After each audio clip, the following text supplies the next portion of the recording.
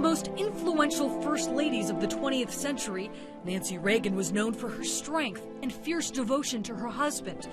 I've had a pretty fabulous life.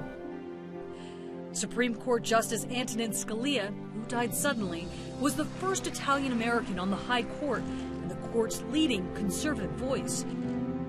Janet Reno broke glass ceilings as the first female state attorney in Florida and first female U.S. Attorney General. He was the first American to orbit the Earth.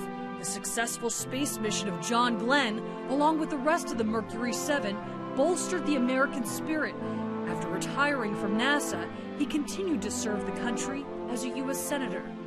Fidel Castro led Cuba for 60 years, and while the dictator's death left some feeling a giant loss, others hope it will mean a new, modern era for the island. Journalist Morley Safer was part of America's Sunday nights for more than 4 decades, reporting on the world for CBS's 60 Minutes. Harper Lee wrote one of the most well-known American classics of all time. To Kill a Mockingbird won her a Pulitzer and became a beloved Hollywood film.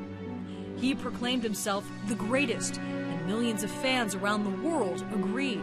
Joe's gonna come out smoking, but I ain't gonna be joking.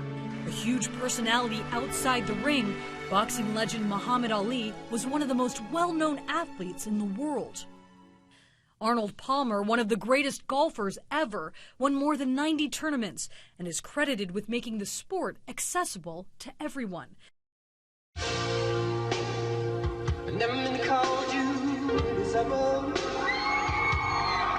There was great sorrow at the shocking death of music legend Prince. The 7-time Grammy winner, known as the Purple One, died at his studio at just 57. Ground control to Major Tom. The world lost another music icon in rocker David Bowie. His unique style transformed over 4 decades. And as a founding member of the rock band, the Eagles, Glenn Frey helped make the laid-back country rock sound that spawned more than 20 top 40 hits.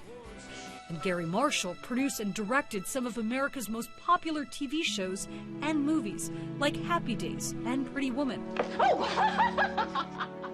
In her 6 decades in show business, Doris Roberts was best known for her role as Ray Romano's mother in Everybody Loves Raymond.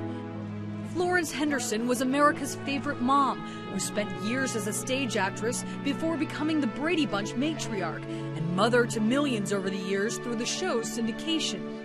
Alan Thicke was the quintessential 1980s TV dad. As Jason Seaver in Growing Pains, he helped redefine domestic roles. And off-screen, Thicke was a musician, composing some of TV's most popular theme songs.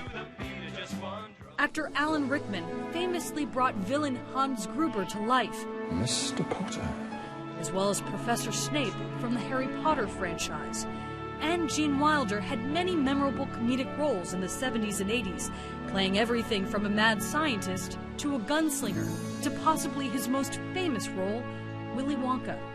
There is no life I know to compare with pure imagination.